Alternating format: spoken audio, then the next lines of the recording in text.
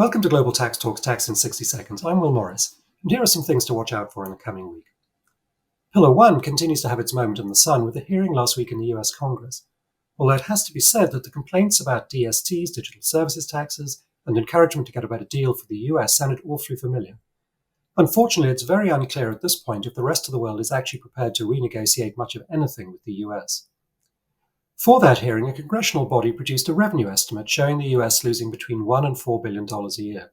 Not very much in one sense, but the report noted that the numbers are quite tentative because so much uncertainty still surrounds Amount A, including the extent to which the IRS, and I'd add any other tax authority, can administer the provisions with their complex pro rata and waterfall formulas, etc., etc.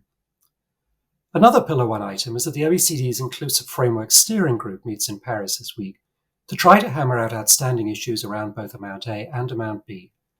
The US Treasury rather optimistically said that they hoped that Amount B would move to a mandatory basis in a Phase 2. But, given rumours that other large countries are set to announce they simply won't adopt Amount B, that Phase 2 could be a long way off. Meanwhile, the number of countries announcing Pillar 2 legislation grows, with Thailand just the latest to launch a consultation.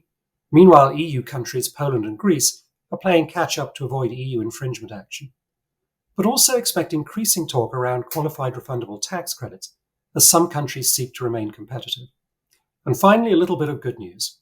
The World Trade Organization, or WTO, did extend the moratorium on customs duties on e-commerce for another 2 years at their recent ministerial meeting, so that at least is one thing off the table for now.